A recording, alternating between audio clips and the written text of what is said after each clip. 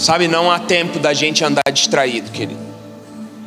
Não há tempo da gente continuar achando que dá para a gente simplesmente tocar as nossas vidas como se nada tivesse acontecendo. E é um pouco sobre isso que eu quero conversar com os irmãos, compartilhar o coração daquilo que Deus colocou em mim. Na verdade, isso que hoje eu terminei de escrever é algo que Deus tem construído há alguns dias já no meu coração, quando em um momento devocional Deus me levou para Lucas capítulo 24, versículo 32. Lucas capítulo 24, versículo 32.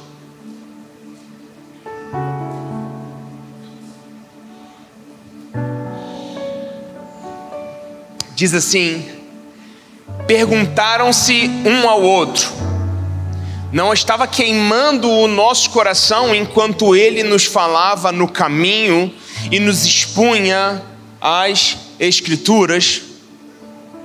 Sabe, eu fico pensando comigo, quantas vezes a gente é exposto a certas situações por Deus, a certas palavras por Deus, e no momento em que a gente é exposto a essas palavras, a gente simplesmente não se atenta a elas. No momento em que a gente simplesmente é exposto a certos sentimentos da parte de Deus, a gente simplesmente não se atenta.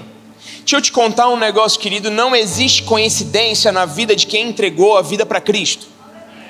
Eu vou falar de novo, não existe coincidência na vida de quem entregou a vida para Cristo. Então, quando aquela irmã ou aquele irmãozinho, geralmente eles já cruzaram ali o Cabo da Boa Esperança, né? Já estão ali mais de 70, 80, aí ele vem e te entrega um panfletinho. Não amasse esse panfleto e guarde no bolso, querido. Não existe coincidência. Deus está querendo falar com você. E eu não sei se isso já aconteceu com você. Já aconteceu comigo. Eu peguei um desses panfletos ou alguma dessas palavras e eu guardei. Como que se nós guardássemos em gavetas proféticas que nós temos. Eu e você, de vez em quando, nós recebemos certas palavras, e então a gente guarda essas palavras, como que num lugar de lembrança. A gente vai ficar lembrando dessas palavras de vez em quando. E aí algumas coisas de vez em quando acontecem.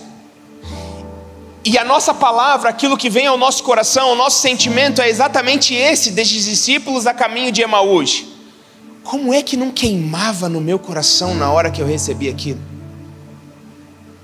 Como é que não queimava no meu coração? Como é que pode eu ter lido aquele dia, aquela palavra, e aquilo não ter queimado no meu coração? Eu não ter entendido o que Deus queria falar comigo? Sabe, mas existe uma forma de nós caminharmos queimando naquilo que está queimando em Deus. E essa forma se chama Espírito Santo. Existe uma maneira de nós andarmos diante daquilo que o próprio Deus nos revelou, e o nome dele é Espírito Santo. Olha aquilo que está escrito, não precisa abrir, está escrito em João capítulo 16, versículo 13. No entanto, quando o Espírito da verdade vier, ele vos guiará, está aqui, no entanto, quando o Espírito da verdade vier, ele vos guiará em toda a verdade. O que é a verdade, querido? Diga comigo, a Bíblia. Sabe, nós vivemos hoje uma sociedade que diz que se não fala dessa forma, com essas palavras, ela dá a entender de que não existe verdade. Existe aquilo que é para você. Então, se para você isso aqui é rosa, se isso aqui é amarelo, então é amarelo. Eu te respeito. A minha primeira pergunta vai ser: você é míope? Não, não sou. Então desculpa, querido, você está louco. O problema é que a gente se acostuma tanto a não entender as coisas que são verdade, e quando a gente é apresentado a verdade, o nosso sentimento é: meu Deus, como é que aquilo não queimou no meu coração? Então, sabe, o Espírito Santo, ele nos apresenta a uma vida de verdade. Aqueles discípulos, eles saíram de Jerusalém porque muito provavelmente eles estavam sendo perseguidos.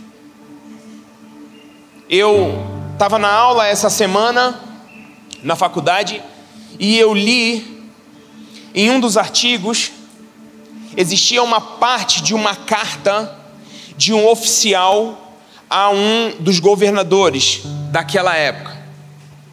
E aí ele dizia assim: provavelmente esses que nós deixamos ir não eram cristãos, porque eles se dobraram diante dos deuses que nós apresentamos a eles, e eles confessaram uma crença em uma fórmula que nós apresentamos a eles, e eles amaldiçoaram a Cristo. Aí eles terminam dizendo assim, pastor: coisas que os cristãos autênticos não fazem. Na hora que eu li aquilo, eu fui invadido com um senso de responsabilidade, do pensamento de, querido, o que a gente tem feito com relação àquilo que a gente carrega no nosso coração? Sabe, Jesus Cristo havia andado 3 anos e meio com essas duas pessoas que estavam aqui. Eles eram pessoas que caminharam com Cristo. Aqui no desenrolar da pregação você vai entender. Eles eram pessoas que haviam caminhado com Cristo. E aí Cristo morreu. E mais à frente você vai ver que não deu 3 dias, os caras foram embora. Sabe, minha pergunta é: o quanto a gente está disposto? O quanto a gente está disposto a permanecer firme? Tenho visto muitas imagens a respeito do que está acontecendo em Israel. E eu não sei se você sabe, provavelmente você sabe, mas aquela é uma briga que não é apenas uma briga causada por território, ela é uma briga causada por religião. Então muitos desses judeus que estão sendo capturados e levados em cativeiro, muitos deles morrerão porque lhes será pedido negar a Deus. Isso é um fato, querido. E sabe, eu não quero que isso se torne um peso no teu coração, mas eu quero que isso se torne uma responsabilidade. São coisas diferentes. Aquilo que vem de Deus não causa peso, mas causa responsabilidade. O evangelho não é pesado, mas ele não é leve. Ele não é leve. Outro dia eu vi um vídeo muito engraçado no Instagram, o cara falando assim: a coisa mais difícil que eu inventei na minha vida é ser crente. Não sei se você viu esse vídeo. Ele fala assim: o cara crente não pode roubar, não pode mentir, não pode isso. A pessoa que fala que é crente e fala que é fácil, já está mentindo e é capaz que vai para o inferno. Então, querido, ele teve um entendimento que muitas vezes nós não temos, porque a gente está andando distraído em relação àquilo que nos está sendo proposto. Mas graças a Deus, diga comigo, graças a Deus, existe um Cristo que nos encontra a caminho de Emaús. A caminho de Emaús, a gente encontra uma pessoa chamada Jesus Cristo. E Ele encontra com a gente para poder voltar nossa rota para o lugar certo. Olha o que está a gente vai voltar agora para Lucas capítulo 24, lá no versículo 16. 16 até 19. Entretanto, os olhos deles foram impedidos de reconhecê-lo. Em algumas traduções diz que os olhos deles estavam fechados. A minha pergunta é: será que muitas vezes nós não estamos com os nossos olhos fechados para aquilo que Deus está fazendo? E a gente de alguma forma fica se movimentando, tentando descobrir aquilo que Deus está fazendo, quando não deveria ser loteria. Você quer descobrir o que Deus está fazendo? Pergunte. Porque a palavra fala que batei e abri-se-vos-á. A palavra fala, nós acabamos de ler, que o Espírito Santo é aquele que vai me guiar em toda a verdade. Então não tem o porquê a gente ficar jogando uma vida de loteria com Deus, como se a gente quisesse, de alguma forma: Senhor, nos mostra o que o Senhor quer fazer, Senhor, o que o Senhor está fazendo. Não, querido, O que Deus está fazendo vai ser revelado para você através do Espírito Santo. Então, Espírito Santo, o que você quer? Onde eu devo estar? O que eu devo fazer? Como eu devo me portar? O que eu devo falar? Paulo expressa isso pregando no Areópago. Salvo engano, Atos capítulo 17, ele fala assim: porque nele nos movemos e somos e existimos. Cara, é Paulo dizendo assim: ei, não existe mais nada em mim, é nele que eu faço tudo. Então, se você quiser saber para onde é que eu vou, pergunta para o Espírito Santo. E isso eu digo de causa própria. Eu nunca pensei na minha vida morar em Brasília. Um dia, no Rio de Janeiro, estudando para um concurso, feliz da minha vida, vivendo na igreja que eu estava, o Espírito Santo falou assim: você vai fazer esse concurso para Brasília. Aí na hora eu falei: ah, diabo, querendo me tirar de onde eu estou, olha, astuto. Aquela noite, querido, eu não dormi, até que eu fui lá e troquei a inscrição do meu concurso para ir para Brasília. E se eu não tivesse atento, André? Ah, você ia estar amaldiçoado no Rio de Janeiro. Pelo amor de Deus, cara, essa não é a visão de Deus, mano. Esse não é Deus, mano. Esse não é Deus. Mas eu ia estar deixando de viver aquilo exatamente que Ele tem para mim. E aí eu vou para Brasília. Aí Deus me dá o maior presente que Ele deu na minha vida. E nem é a Libertadores do Flamengo. Foi a minha esposa, cara. Olha só, minha esposa está lá com meu filho lá. Deus, minha esposa. Aí eu caí no erro de falar assim: rapaz, eu vim para Brasília, eu só saio daqui se Deus me tirar. E Deus falou: ah, é? Peraí então. Sabe, querido, o que eu estou querendo dizer para você através disso é: não saia de Jerusalém. Não sai de Jerusalém. Não sai de Jerusalém até que sobre você venha poder. Não haja por impulso. Não faça as coisas na sorte. Você não foi chamado para viver na sorte, querido. Você foi chamado para ter o Espírito Santo andando do seu lado e Ele te guiando em todas as coisas. E você sabendo onde ir, o que falar, como fazer. Sabe, aí, vamos continuar aqui. 17. E Ele lhes disse, Jesus Cristo, perguntando: o que vocês estão perguntando? Quando eu estava lendo isso daqui, eu lembrei daquilo que o nosso pastor falou. Sabe, quando Deus quer ativar coisas em nós, Ele não nos dá respostas, Ele faz perguntas. Aí Jesus Cristo fala assim para ele: que palavras são essas que caminhando trocais entre vós? E por que vocês estão tristes? Eu acho Deus com um senso de humor fantástico. Ele está perguntando: por que vocês estão tristes? Por quê, cara? O que está acontecendo? O que vocês estão conversando aí? Aí olha a resposta abusada do ser humano. E respondendo um cujo nome era Cleopas, sempre o nome da pessoa que fala besteira sempre vai rodar. Não fala besteira não, senão teu nome vai estar exposto. Olha lá. Disse-lhe: és tu só peregrino em Jerusalém? E não sabe as coisas que nela têm sucedido nesses dias? Versículo 19. E ele lhes perguntou: quais? E eles disseram: as que dizem a respeito a Jesus, o Nazareno, que foi um profeta poderoso em obras e em palavras diante de Deus e de todo o povo. Eu acho interessante que nesse momento aqui, Jesus já deixou de ser o meu Salvador. Ele passou a ser o profeta. Não, veio um profeta aí.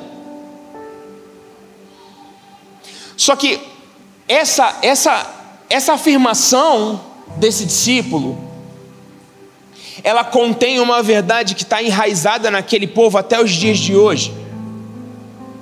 Eles estão esperando pelo próximo Moisés, pelo próximo libertador que vai tirá-los de todo o governo que eles têm sido colocados sob. Você quer ver só o porquê que é isso? Abre aí para mim, Meg, por favor, em Atos capítulo 7, versículo 22. Isso aqui é Estevão diante do Sinédrio, explicando a história do povo. Olha o que ele fala. E assim Moisés foi educado em toda a sabedoria dos egípcios e tornou-se um homem poderoso em palavras e obras. Exatamente a mesma coisa que ele falou a respeito de Jesus. E aí a minha pergunta, querido, é: será que nós não estamos esperando um Cristo que nós desenhamos na nossa cabeça? Que talvez vá nos libertar daquilo que a gente acha que é a nossa cadeia. E Cristo está falando assim: eu não estou nem aí para isso. Existe um plano muito maior. Existe algo muito maior. Existe algo, querido, a dificuldade que você está enfrentando, existe algo muito maior. Tira a sua cabeça dessa dificuldade. A complicação que você tem enfrentado, esse pecado que tanto te assedia, talvez ainda continua te assediando porque você continua dando atenção para ele. Mas se os meus olhos estiverem focados e fitados no autor e consumador da minha fé, então eu entendo que existe algo muito maior. Mas a gente ainda está focado, querendo que Cristo, talvez como Moisés, se levante, se apresente. Sabe, que ele de alguma forma me livre de sei lá o quê. Aqui no Brasil nós temos um cristianismo muito tranquilo de ser vivido, no sentido de falta de vetores que vão contra. A gente pode pregar o evangelho, cara. A gente pode ler a Bíblia. Você não entra na internet, uma Bíblia chega na sua casa em um dia pela Amazon. Quando eu morava em Recife, eu ia fazer meu devocional no final de semana, que eu não estava trabalhando. Aí Deus falava umas coisas comigo, eu falava assim: Jesus, não é só eu que preciso ouvir isso não. Eu saía pela rua pregando para os outros. Ei, você sabia que não sei o quê? Eu imagino que a pessoa fala: meu Deus, que menino louco é esse, Jesus Cristo? A gente tem essa condição de fazer isso aqui. Mas talvez nós estamos negando de dar o nosso evangelho às pessoas que mais precisam. Aquelas pessoas no nosso trabalho que tanto nos perseguem, a gente está negando de dar o evangelho para elas. Aquela pessoa que talvez você acha que não tem jeito, realmente essa pessoa não tem mais jeito. Pois é, querido, tem jeito sim. Tem jeito sim. Basta você pregar o evangelho para ela. Basta a sua vida ser uma pregação do evangelho. Sabe, eu oro para que nós tenhamos uma pregação do evangelho tão poderosa que a gente não precise abrir nossa boca. Que a gente não precise abrir nossa boca. Que a nossa vida, que o nosso abraçar, que o nosso olhar seja já a manifestação de quem Cristo é. Que as pessoas sejam encontradas por esse amor, e aí elas vão falar: meu Deus do céu, o que é isso? Eu vou te contar o que é isso. A caminho de Emaús, um homem me encontrou.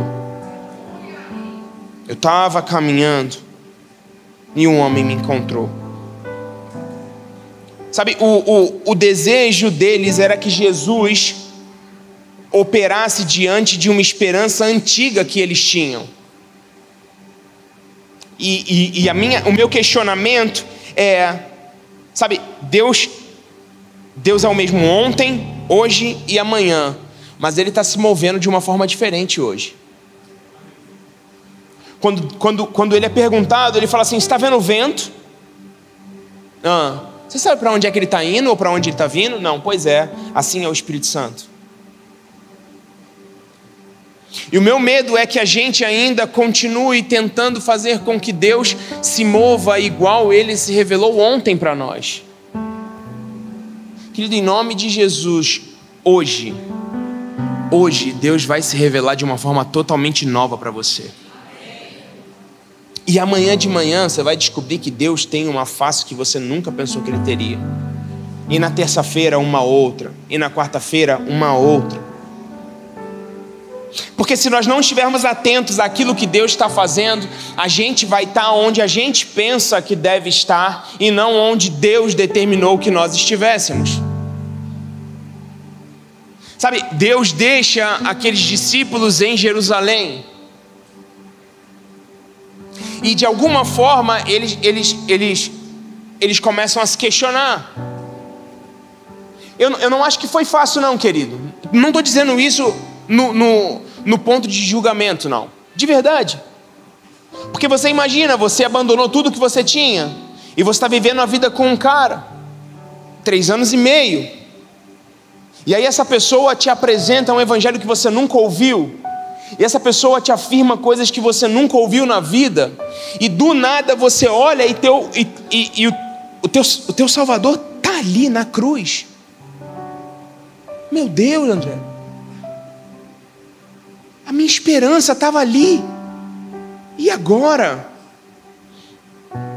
E agora? Mas se a gente não estiver atento àquilo que o próprio Cristo falou, a nossa esperança vai embora. A nossa esperança vai embora. Eu não sei qual é a dificuldade que você tem enfrentado nesses dias de hoje, querido. Mas o que às vezes eu preciso te dizer é: volta para aquilo que Deus te falou. Sabe, Deus prometeu um dia que a tua família ia estar junto contigo, ela vai estar. Deus prometeu um dia que você ia ter um casamento santo, você vai ter.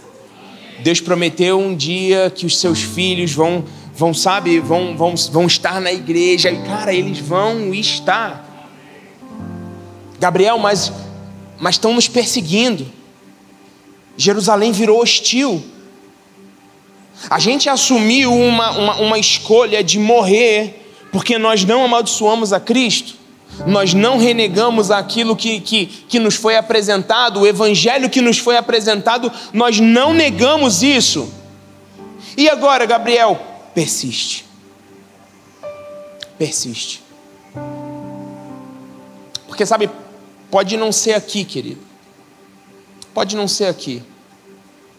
Eu não quero te iludir, eu não quero te dizer que, sabe, todos nós vamos viver uma vida com, sabe, talvez tudo que a gente vai ter, e é tudo que a gente precisa, é o próprio Cristo. Mas a palavra me afirma de que um dia vai ser enxugado dos meus olhos toda lágrima. Não importa o que eu sofri aqui, não importa quais foram as decepções que eu tive, não importa o quão arrasado eu fiquei, um dia vai ser enxugado dos nossos olhos toda lágrima, porque Ele mesmo vai enxugar. Ah, querido, eu vivo por esse dia. Eu vivo pelo dia em que eu vou me encontrar com Ele e aí Ele vai olhar nos meus olhos e Ele vai falar assim: acabou. Acabou.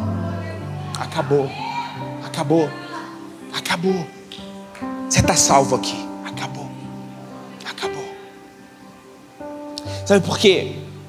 Muito provavelmente essa era a intenção de Cristo. Era mostrar para aqueles discípulos que o plano de redenção de Cristo era algo muito maior.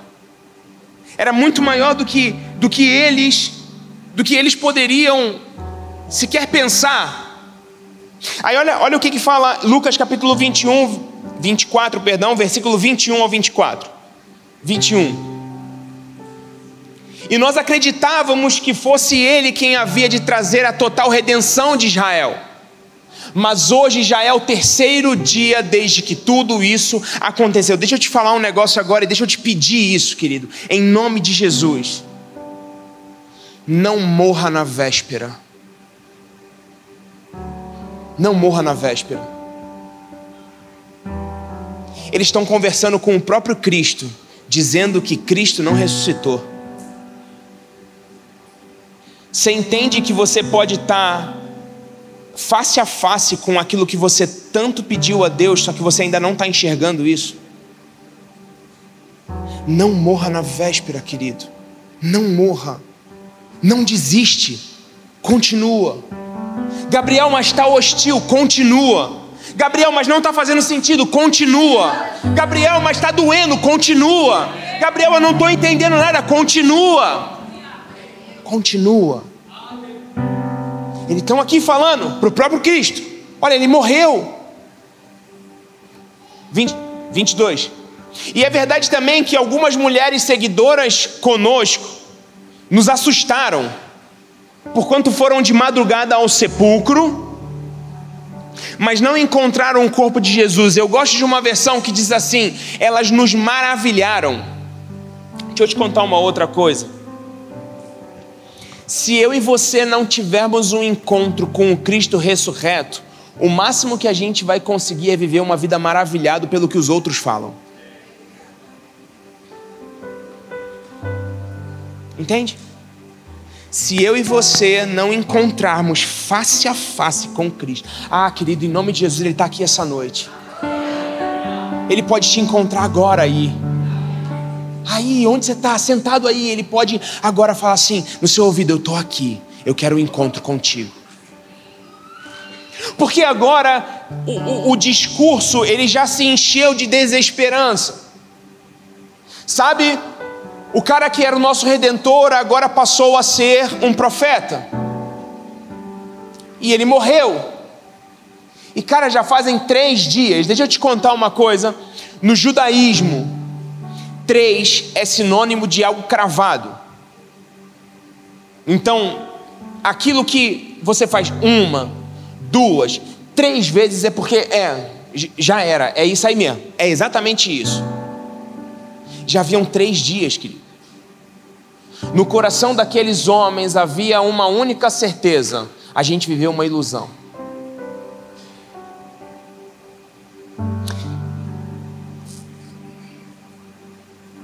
Deixa eu te contar um testemunho. 2011, o Senhor me encontrou da forma mais suja que eu estava na faculdade que eu fazia. E eu fui encontrado pelo amor de Cristo de uma forma sobrenatural. E naquele mesmo ano, no mês de outubro, eu fui para um retiro de jovens em Camboriú do Mevan. E um momento lá, que nós estávamos no momento de oração, o Senhor me falou assim: deita. Aí eu falei: está todo mundo em pé, aqui que eu vou deitar? Aí Deus falou comigo: deita. Amém. Eu deitei. Deus não falou nada, André. E eu passei ali uns minutos ouvindo tudo. Aí Deus falou assim: se levanta. E eu me levantei, e naquele momento Deus foi claro, como eu estou falando aqui para você, querido. Ele falou assim: eu estou começando algo no Brasil, eu posso contar contigo? Essa foi a pergunta que Deus me fez em 2011. Que outra resposta você tem, pastor, se não falar: Senhor, eis-me aqui? 12 anos se passaram, queridos, e durante esses 12 anos eu perguntava assim ao Senhor: Senhor, é agora? É agora, Senhor? Cara, que coisa gostosa isso que a gente está vivendo. É agora, Senhor? Caramba, Senhor, é agora? Alguns meses atrás nós estávamos, na verdade 1 mês atrás, nós estávamos em Contagem. E eu estou te contando dessa forma, conectando os pontos agora, porque agora faz sentido para mim, querido. Mas em um momento, que foi um dos poucos momentos que eu consegui parar ali, Deus me falou assim: deita. Eu não me recordava. Eu deitei. Deus falou assim para mim: você está no mesmo lugar de 12 anos atrás. Aquilo que eu falei está começando. Sabe, querido, quando Deus quiser te encontrar, Ele vai te encontrar onde Ele deixou a promessa. Ele vai te encontrar onde Ele deixou a promessa. E que em nome de Jesus seja no chão, prostrado diante dele. Não porque alguém te derrubou, mas porque você dobrou as suas coroas e falou: Senhor, tu és santo.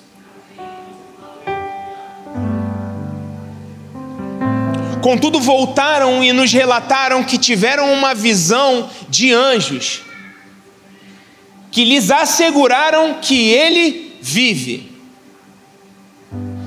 Eu não quero mais viver um evangelho de que as pessoas me asseguram algo, querido.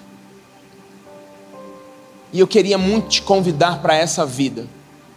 Eu não quero viver um evangelho de que precisa de que pessoas tenham visões e então pessoas venham e falam para mim que não sei o que. Não, querido, aquilo que Deus tiver que me falar, Ele vai falar para mim, no secreto, eu e Ele, guardado, trancado no meu quarto. Porque quando vocês quiserem orar, façam assim, entra para o secreto do seu quarto. Mas a gente às vezes continua a nossa vida tentando tanto viver aquilo que Deus tem para nós, baseado naquilo que as pessoas nos dizem, quando na verdade tudo que Deus queria é que Ele falasse a nós. Sabe, grande parte desse problema que nós estamos vivendo no Oriente Médio foi causado por causa de decisões de pessoas que decidiram dar uma ajudinha para Deus. No Sinai, Deus nunca quis ser a pessoa que fala com um único homem, cara. Ele nunca quis. O desejo de Deus era se revelar a toda a humanidade, porque assim é o projeto e assim há de ser naquele dia. Você já pensou que culto lindo que a gente vai ter? Jesus Cristo pregando para nós, meu Deus do céu, Jesus Cristo, e Deus iluminando a gente, e os anjos cantando, e a gente cantando. Até eu que não tenho voz boa vou cantar bem. Jesus Cristo, todo mundo vai ter a voz da Ju. Esse é um negócio, meu Deus, aquelas coisas. Essa era a vontade de Deus desde o início. Mas a gente viveu uma vida afastando a Deus e falando assim: não, olha só, manda para alguém, aí a gente faz, porque aí é mais fácil. Porque se der errado aquilo que eu falar, aí eu vou falar assim: ah, mas foi fulano, viu? Sabe, querido, o que Deus te falou? O que Deus te falou? Onde Ele falou? Como Ele falou? É ali que Deus está. É para lá que você precisa voltar. Eu e o Otávio, nós temos um costume de nos pegar de surpresa em uma pergunta que me leva sempre a estar atento. O Otávio de vez em quando me manda assim: mano, o que você está ouvindo? Isso significa, querido, que Deus está falando o tempo inteiro. Eu preciso estar ouvindo algo. Deus está falando o tempo inteiro. Não existe a possibilidade de eu falar assim: estou ouvindo nada, mano. Você não está perguntando, então. Ou talvez você não obedeceu a última ordem dada por Deus: permaneça em Jerusalém. Deus está no caminho de Emaús para consertar. Sabe, Deus nos coloca em algumas situações como essa para poder exatamente nos questionar. Você tem certeza daquilo que você carrega? Você tem certeza daquilo que você está carregando? Daquilo que tanto você afirma para os outros, você tem certeza? Olha o que Paulo fala aos Gálatas. Gálatas capítulo 1, versículo 1.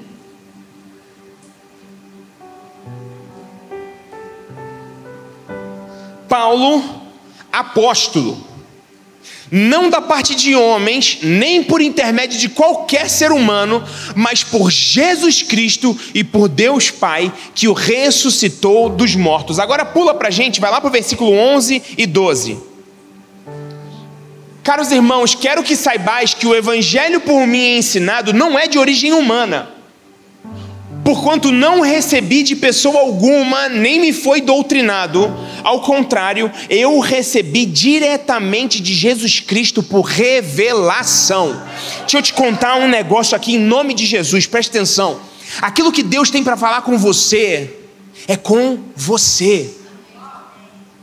O evangelho que você vai viver, o evangelho que Deus tem para que você viva, É algo que Ele vai revelar para você. Para que quando as pessoas comecem a questionar aquilo que você está fazendo, você fale assim: eu não estou fazendo isso porque um homem me mandou fazer. Foi o próprio Cristo. Porque se um homem me manda fazer e esse homem cai, então eu caio, porque a ordem foi dada por ele. Mas se eu estou fazendo por aquele que nunca dorme, se eu estou fazendo por aquele em quem não há mudança nem sombra de variação, então aquilo que está no meu coração está guardado pela palavra do próprio Cristo. É o próprio Cristo que guarda aquilo que Ele falou. Então não desista daquilo que está no teu coração, se isso que está no teu coração foi Deus quem colocou, porque Ele é fiel para cumprir. Então se aquilo que você tanto enxerga no próprio Deus, você de vez em quando tem, sabe, caramba, eu não sei, será que vai dar certo? Vai dar, porque foi o próprio Cristo. Sabe qual é a convicção que sustenta Paulo em meio às prisões dele? Sabe qual é a convicção que sustenta Paulo em meio às perseguições, em meio ao açoite? Já pensou o que é uma pessoa ser colocada fora da cidade porque julgaram que ele estava morto? Passou por naufrágio, perseguição, bateram. E esse cara termina a vida dele falando assim: Timóteo, se alegra, cara. Eu estou bem, mano. Eu estou indo encontrar com o meu Cristo. Você sabe que convicção é essa, querida? É a mesma convicção que Deus pode dar ao teu coração, se você entender o evangelho que te foi revelado por Ele mesmo, pelo próprio Cristo. Não foi ninguém, não foram outras pessoas que pregaram. Uma vez eu estava numa discussão com uma pessoa, discussão no sentido respeitoso da coisa, e aí esse cara falou assim: mas como é que você garante que Jesus Cristo existiu? Era a intenção das pessoas que o que ele falou chegasse para os outros. Eu falei: pois é aí que você se engana. Jesus Cristo nunca foi intenção de ninguém, mano. O cara foi morto numa cruz. Como é que você vai achar que Jesus Cristo foi de interesse dos outros? Na verdade, pelo contrário, o interesse deles era que terminasse com aquilo que eles eram lá. Terminasse, acabou, chega, deu. Pronto, mais uma ameaça que foi extinta. Mas não conseguiram extinguir. 2000 anos se passaram e nós estamos aqui. 2000 anos se passaram e a gente está aqui. 2000 anos se passaram e a gente essa noite vai repetir aquilo que o próprio Cristo nos ensinou. Sabe, querido, a gente não está fazendo essa noite isso daqui por causa de um homem, não. Não foi um homem que nos ensinou isso daqui. Foi o próprio Cristo. Aí sabe o que acontece quando você tem esse encontro com Cristo? Quando você é exposto à própria pessoa do Cristo, a esse evangelho que é Ele mesmo. Abre para mim em Lucas, capítulo 24, versículo 33.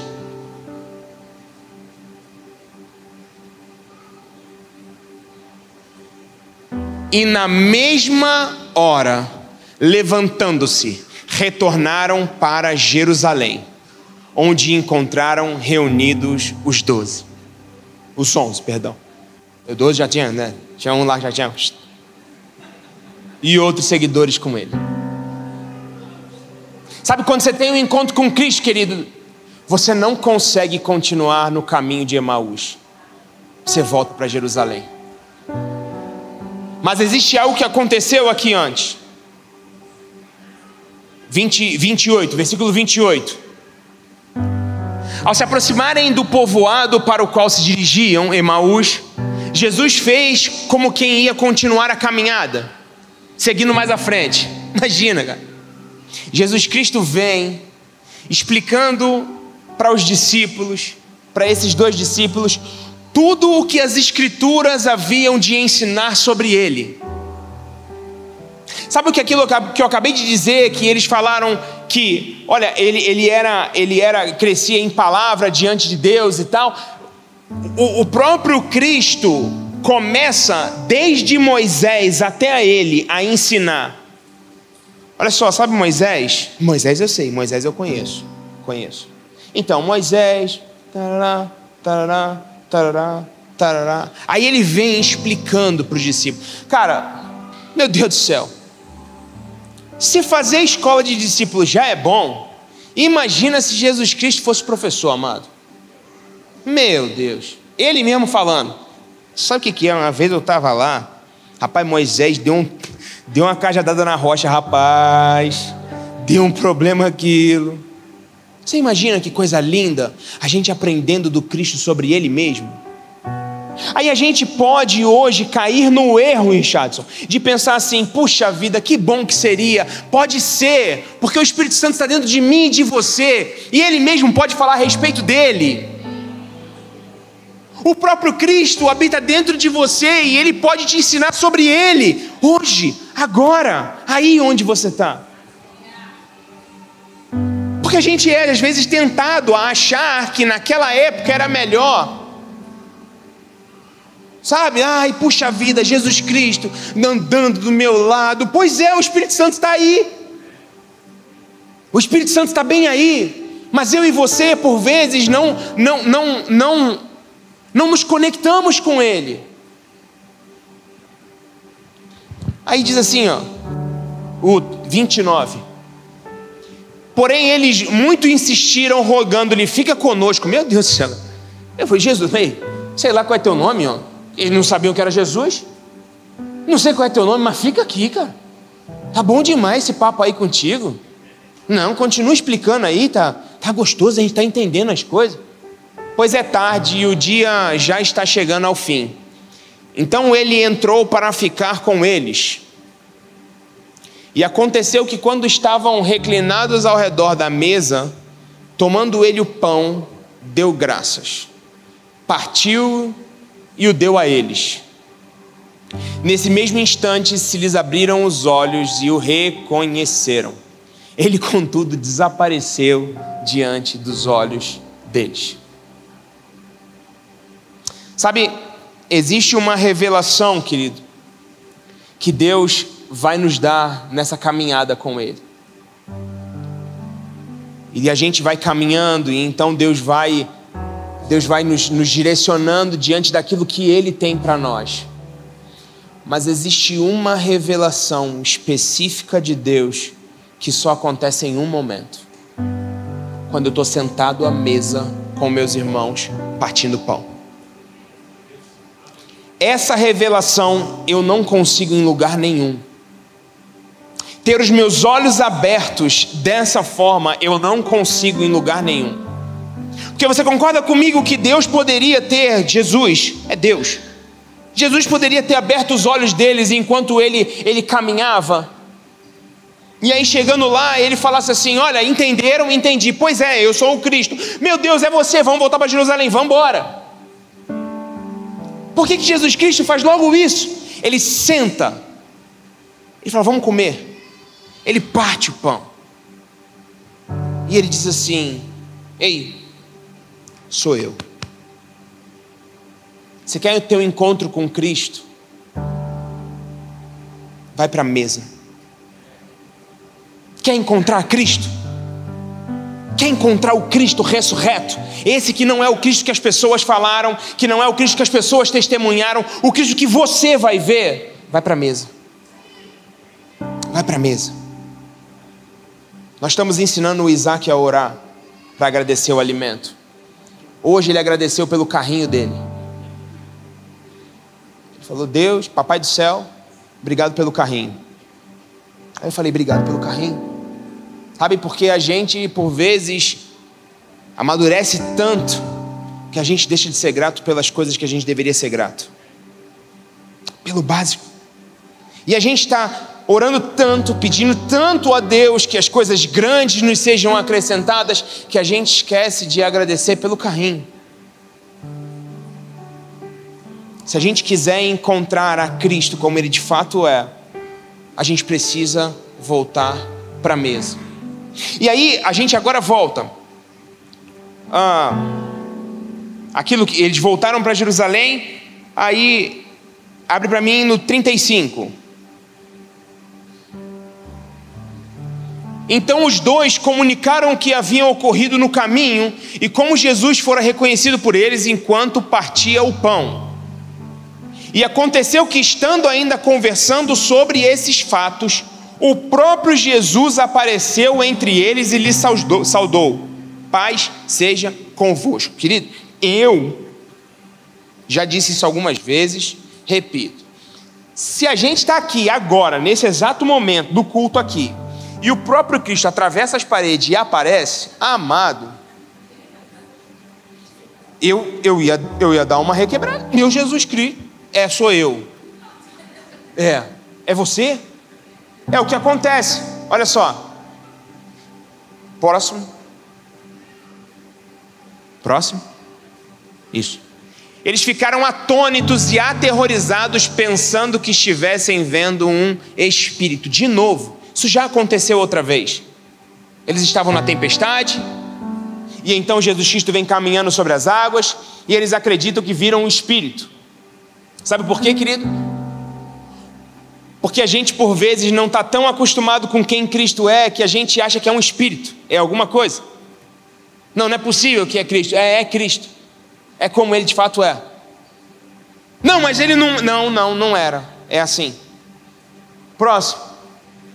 Todavia Ele lhes exortou: por que estáis apavorados e por qual motivo sobem dúvidas ao vosso coração? 39. Observai as minhas mãos e os meus pés e vede que sou eu mesmo. Deixa eu te contar um negócio. As suas cicatrizes, elas dão testemunho daquilo que você passou.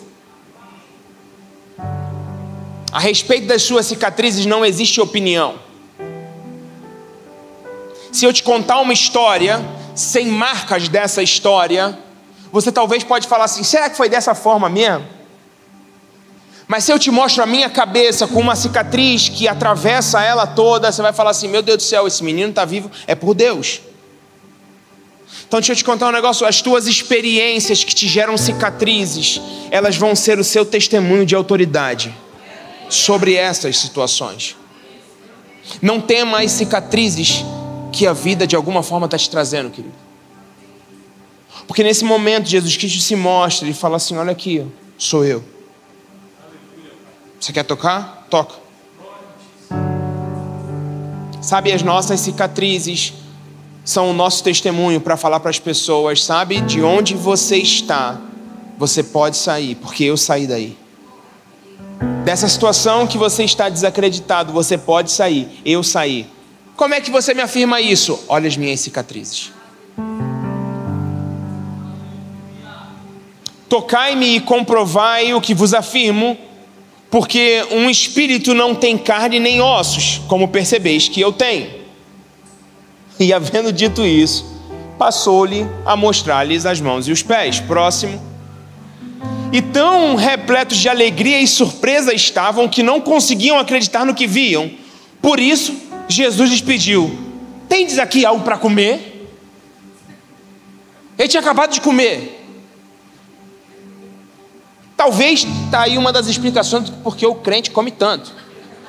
O nosso Cristo está o tempo inteiro numa mesa. Vira para o irmão do seu lado e fala assim: me chama para comer. Me chama para comer. Hoje? Me chama para comer. Aleluia. O chamado de Cristo sempre é esse, querido. Ei, vocês têm algo para comer? Vamos sentar. Vamos conversar. Vamos se conhecer. Eu quero mostrar para vocês como é que foi que aconteceu. Eu quero contar para vocês como é que foi essa cicatriz. Eu quero contar que naquele momento eu falei: Pai, perdoa porque eles não sabem o que fazem. E então eu entreguei o meu espírito e eu fui lá e eu tirei das chaves da mão do diabo toda a morte. E agora eu estou ressurreto e vocês não precisam mais ter medo. Sabe, eu quero contar para vocês como é que as coisas vão ser. Eu quero contar para vocês como é que vai acontecer. Eu quero contar para vocês que eu é que sei que pensamento tenho sobre vós, pensamentos de bem e não de mal, para vos dar um fim desejável. Ei, senta aqui, vamos comer. A ceia, não apenas a Santa Ceia, mas a ceia, qualquer momento de ceia, é esse momento em que a gente senta para se conectar. É por isso que a gente tanto fala e é por isso que a gente tanto insiste dos grupos de convívio, porque é esse momento em que a gente se conecta, em que a gente come junto, em que a gente está junto, dividindo mesa, sabe? É muito bom tudo aquilo que a gente vive aqui, é muito bom, mas se a nossa vida no domingo aqui, um atrás do outro, não se refletir em uma vida na segunda-feira, um do lado do outro, a gente precisa aprender de novo. Se a gente não sair daqui e a gente não for para uma mesa e a gente dividir coração nessa mesa, não adianta. Não adianta. Se a gente não se encontrar com frequência para poder abrir o coração uns para os outros, para poder dizer, cara, eu tô fraco, me ajuda. De vez em quando eu recebo mensagens, Gabriel, cara, tô fraco, mano, me ajuda aí. Irmão, pô, cara, eu não queria estar te perturbando, mas, cara, tem como orar por mim? Que tá maluco? Esse é meu papel, esse é o seu papel, é nós orarmos uns pelos outros, é a gente se cuidar na mesa. Porque eu tenho quase 2 metros de altura, André é um pouquinho menos avantajado, mas se a gente senta na mesa, a gente é do mesmo tamanho, a gente come do mesmo pão, a gente bebe do mesmo cálice, a gente ouve do mesmo Cristo. Ninguém é primeiro, ninguém é último na mesa. Aqui existe uma primeira fileira, segunda fileira, terceira fileira, ainda que não de forma hierárquica, mas é uma questão lógica. Na mesa não existe primeiro, segundo, terceiro, não existe. Na mesa existem filhos que sabem quem são e que olham para a cadeira do lado e veem uma cadeira vazia e falam, meu Deus, aquela pessoa precisa estar sentada aqui. E que se enchem de compaixão, porque existe uma cadeira vazia. A gente não pode olhar para uma cadeira vazia aqui do nosso lado e pensar assim, não, tá tranquilo. Não tá tranquilo. Não tá tranquilo, querido. Não tá tranquilo. Existem pessoas, jovens e mais jovens, adultos, velhos, crianças, padecendo lá fora, porque não se entendem parte dessa mesa aqui. Então o nosso papel é tão somente a gente se entender parte da mesa e chamar o outro e acolher o outro. Olha o que João em João fala, João 13, 3-5. Olha o que acontece na mesa. E sabendo Jesus que o Pai lhe outorgara poder sobre tudo o que existe. Isso daqui Jesus terminou a Santa Ceia. E aí Jesus Cristo sabe tudo o que está acontecendo, tudo o que vai acontecer, ele já tem ciência. E o que viera de Deus e estava retornando a Deus, levantou-se da mesa, tirou a capa e colocou uma toalha em volta da cintura. Deixa eu te contar algo antes de eu continuar a leitura. Capa significa a responsabilidade, o poder, o ministério que aquela pessoa tem. A capa no sentido bíblico significa isso. É aquilo que aquela pessoa carrega. Jesus Cristo tira a capa, não se desfazendo do ministério dele, mas como que dizendo assim, olha só, eu vou mostrar para vocês agora o que é aquilo que eu vim ensinar. E colocou uma toalha em volta da cintura. E em seguida derramou água em uma bacia e começou a lavar os pés dos discípulos e enxugá-los com a toalha que estava em sua cintura. Próximo. Aproximou-se de Simão Pedro, que lhe disse: Senhor, vais me lavar os pés? Respondeu Jesus: o que faço agora não podes compreender, todavia o compreenderás mais tarde. Vai para mim para o versículo 14. Dessa maneira, se de vós eu sou o Senhor e Mestre. Ele estava falando da capa dele. Ei, olha só, sabe a minha capa? Eu sou Senhor e eu sou Mestre sobre vocês. Sabe a capa que eu acabei de tirar? Pois é, ela indica que eu sou o Senhor e Mestre sobre vocês. E ainda assim vos lavei os pés, igualmente vós deveis lavar os pés uns dos outros. 15. Dei-vos um exemplo para que, como eu vos fiz, também vós o façais. Sabe, se a gente quer sentar na mesa de Cristo, existe um caminho anterior a esse caminho, que é lavar os pés uns dos outros. Se a gente quer entender o que é estar sentado à mesa de Cristo, o nosso papel é anterior a esse. O nosso papel é a gente tem que lavar os pés uns dos outros. A gente precisa se cuidar. Mas sabe qual é o problema? O problema é que a gente ainda está querendo apresentar para as pessoas um Cristo na cruz. Um Cristo crucificado. Deixa eu te dizer algo de coração, querido. Se você quiser encontrar com Cristo, não vá para a cruz. As mulheres viram, falaram, o anjo disse, Jesus não está lá. Se você quiser encontrar com Cristo, vai para a mesa. É na mesa que você vai encontrar com Cristo. Gabriel, mas como é que eu encontro com esse Cristo?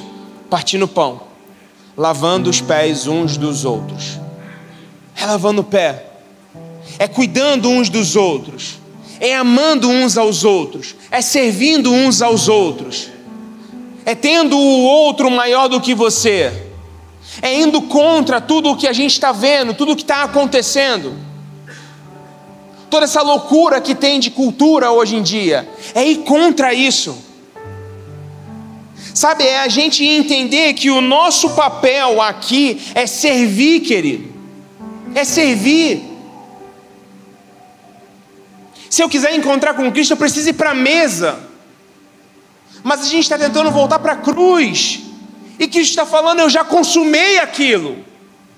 Não volta para lá, porque lá não dá mais. O que eu tinha que fazer e só eu dava para fazer, eu fiz. O que vocês precisam fazer agora é estar do lado de cá. Que lado é esse? Na mesa. Partindo o pão. Lavando os pés uns dos outros. Servindo uns aos outros. Amando uns aos outros. Essa é a nossa esperança enquanto igreja. Sabe, em uma situação como essa que nós estamos passando, e nós oramos ainda há pouco por Israel, nós somos tentados, querido, nós somos tentados a de alguma forma gerar um sentimento ruim no nosso coração em relação àqueles que estão agredindo. Que o nosso coração se desvie desse sentimento. E que a gente lembre de que mais do que qualquer outra pessoa, eles precisam de um encontro com Cristo. Eles precisam de um encontro com Cristo. E aí, eu retorno aqui à pergunta que o eunuco da rainha etíope fez para Felipe. Felipe pergunta para ele. Ele estava com um rolo de Isaías, lendo. E então Felipe pergunta para ele, você compreende aquilo que você está lendo? Sabe, muitas vezes nós estamos perguntando para as pessoas que estão em volta de nós, vocês compreendem os sinais dos tempos? Vocês compreendem aquilo que eu estou falando? Vocês compreendem que Jesus Cristo é o Senhor? Vocês compreendem que... E aí a resposta dele, ele fala assim, como é que eu vou entender se não tem quem me explique? Que em nome de Jesus você entenda que a sua vida é essa pregação essa noite. A sua vida é essa pregação. Você é a pessoa que vai ensinar para as pessoas quem Cristo é. E como é que eu vou ensinar? Partindo o pão, lavando os pés uns dos outros. É assim. Não existe segredo. Olha aquilo que Paulo fala. 1 Coríntios capítulo 11, versículo 23. 1 Coríntios capítulo 11, versículo 23. Porque eu recebi do Senhor o que também vos entreguei. Então, ouça algo. Aquilo que eu recebo de Deus, diga comigo, aquilo que eu recebo de Deus não morre em mim. Paulo está dizendo, aquilo que eu recebi eu estou entregando para vocês. Que Deus nos livre de sermos ovelhas gordas. De que a gente está preocupado só em comer. Ah, Senhor, fala para mim. Deus, fala comigo. Deus se revela a mim. Deus, e eu. Entrega. Sabe? De graça recebei, de graça dai. Aquilo que a gente recebeu, eu também estou entregando para vocês. Que o Senhor Jesus, na noite em que foi traído, tomou o pão. Segura aqui. Deixa eu te contar um negócio. Na noite em que Jesus Cristo foi traído, é a noite que começa todo o processo de crucificação de Jesus Cristo. Ele é traído, Judas vai lá e mostra quem ele é preso, passa por todo o processo que culmina na crucificação. Nessa noite em que Jesus Cristo foi traído, Jesus Cristo não fez um curso de 5 formas de uma vida saudável. As 12 maneiras de abrir uma igreja. 21 características de um líder para o século.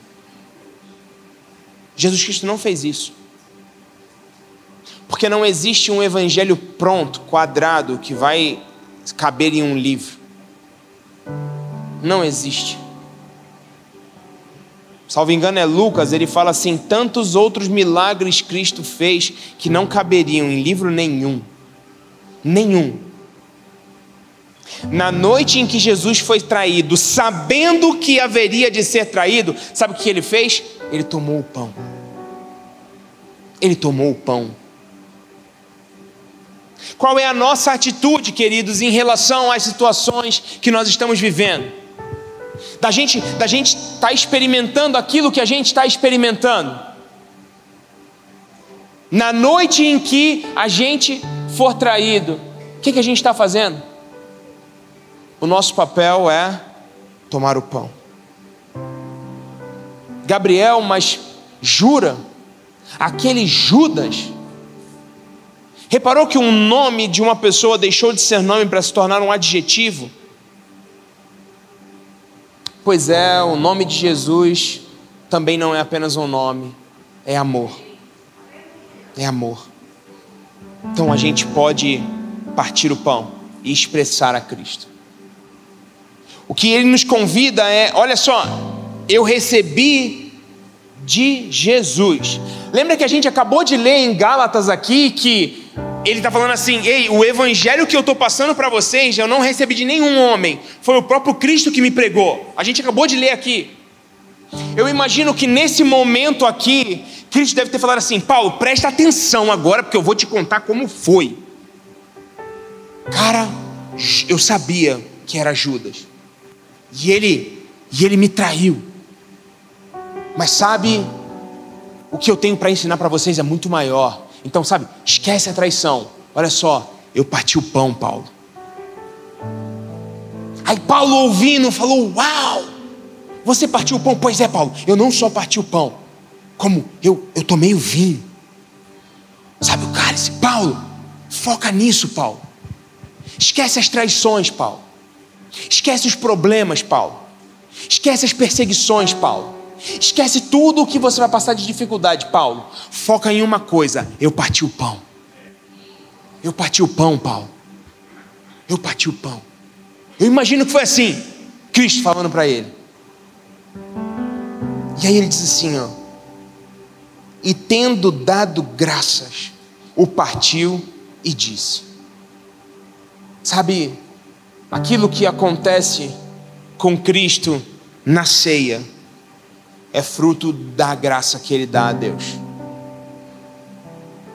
Essa mesma palavra, graça, é a mesma palavra que é utilizada por Cristo no momento em que Cristo recebe os 5 pães e 2 peixinhos. É a mesma palavra. Diz que então Cristo deu graças a Deus por aquilo e Ele mandou repartir. Sabe o que Cristo nos ensina é que, independente do que vai acontecer, independente de quais são as dificuldades, independente das minhas limitações, dê graça. Começa dando graça.